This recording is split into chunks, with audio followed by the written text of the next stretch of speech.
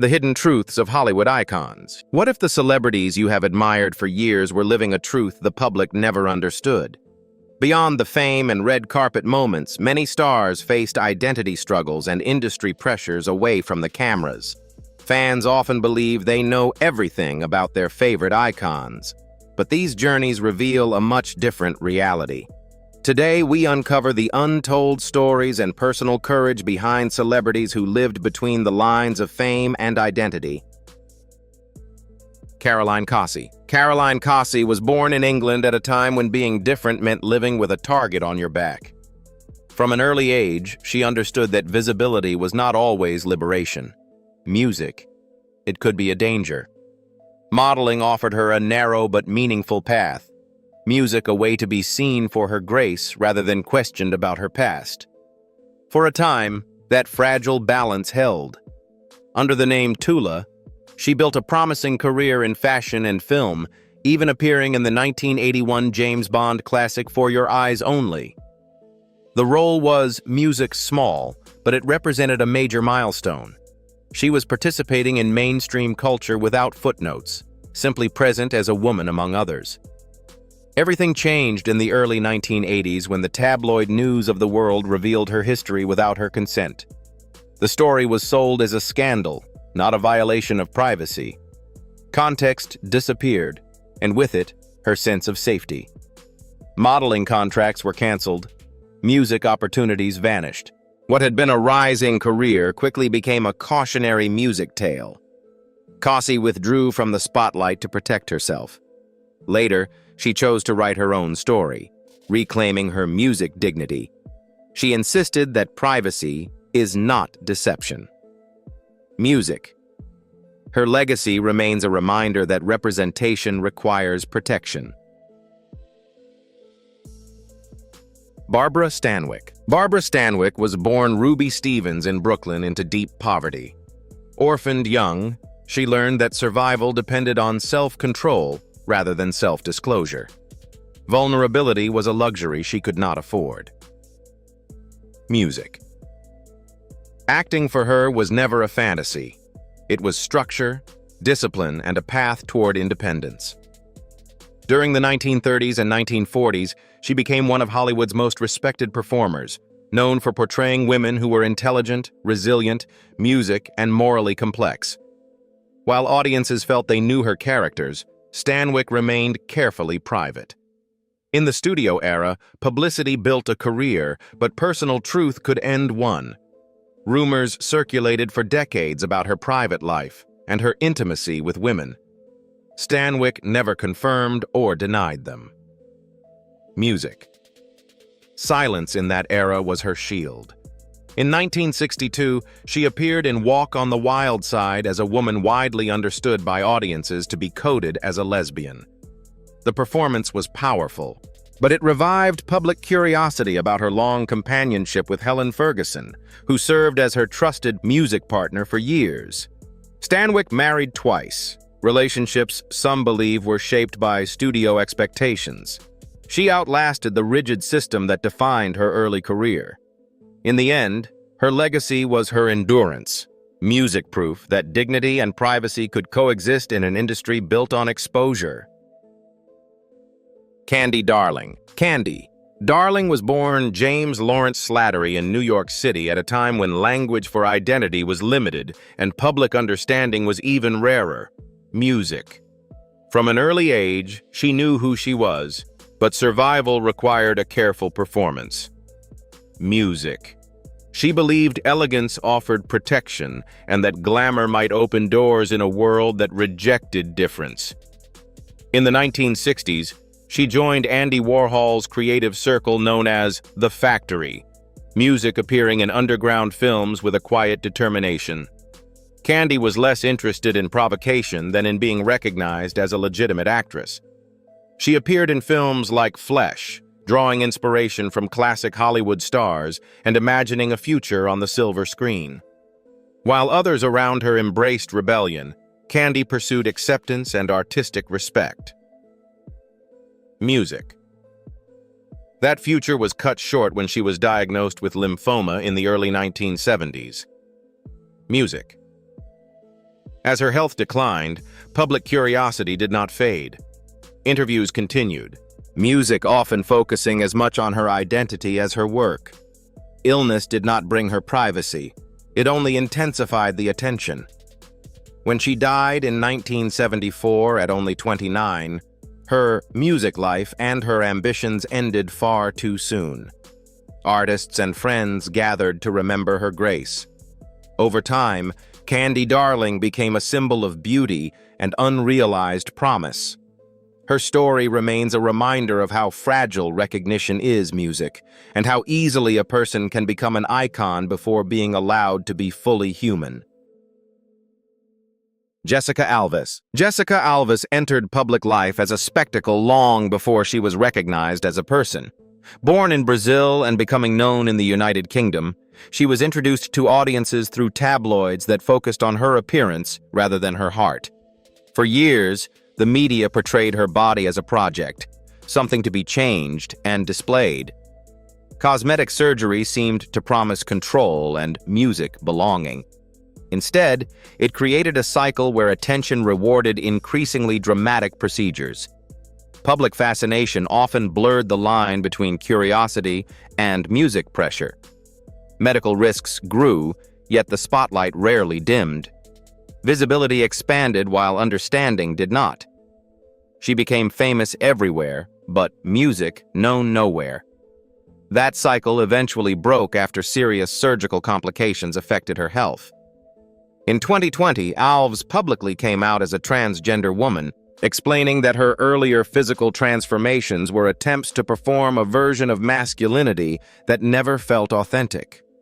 Her announcement reframed years of public attention, offering context that had long been missing.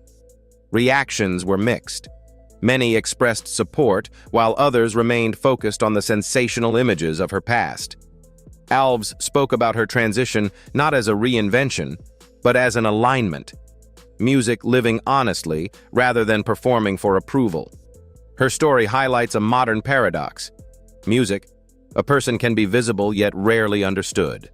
Her legacy raises questions about fame, music identity, and care in an era where transformation is treated as entertainment.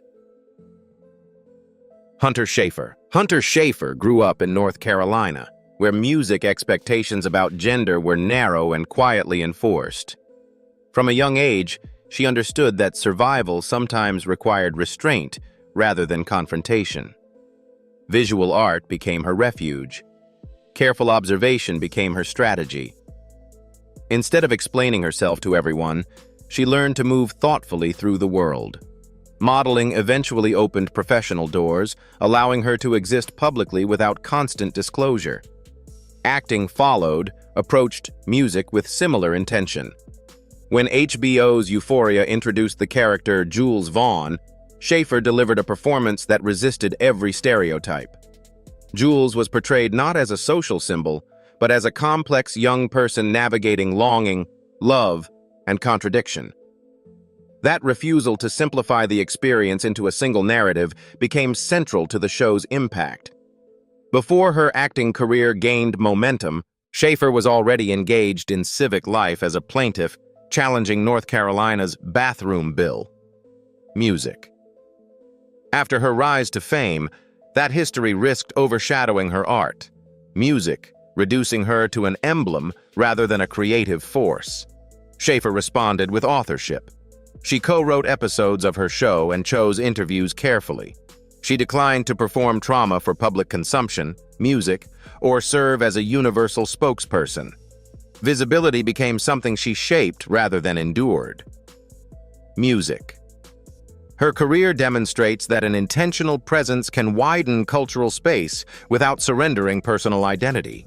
Carmen Carrera. Carmen Carrera first entered the public view through the reality series RuPaul's Drag Race, a stage built around exaggeration and performance.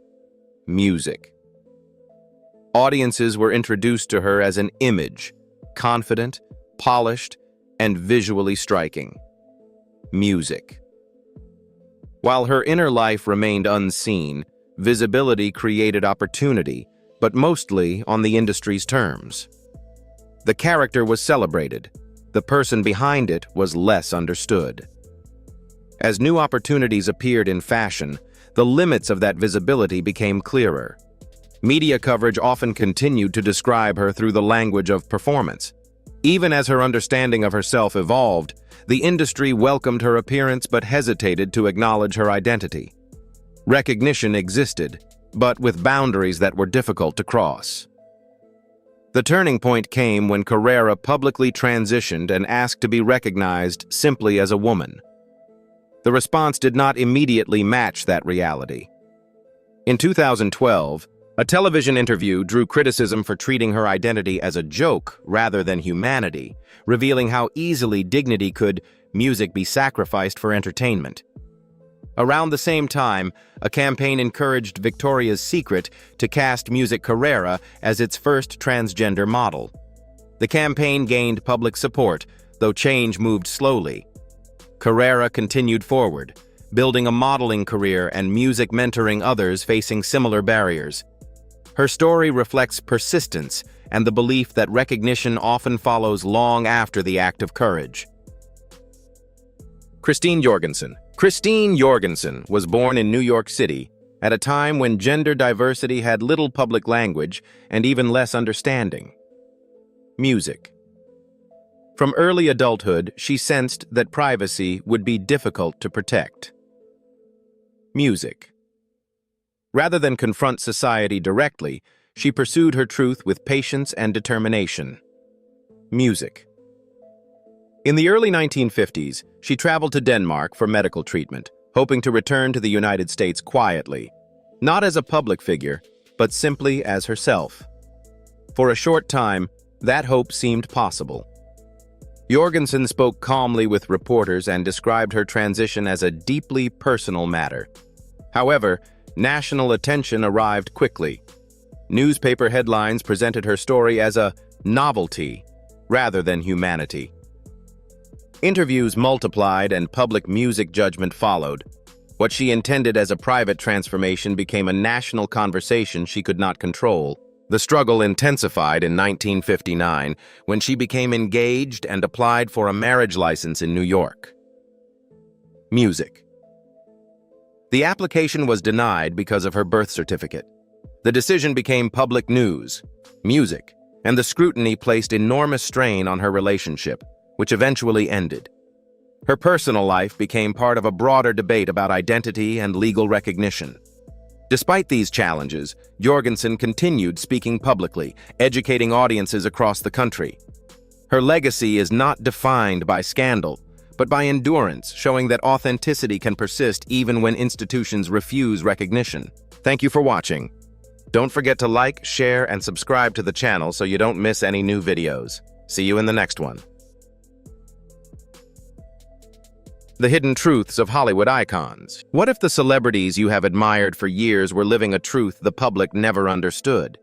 Beyond the fame and red carpet moments, many stars faced identity struggles and industry pressures away from the cameras.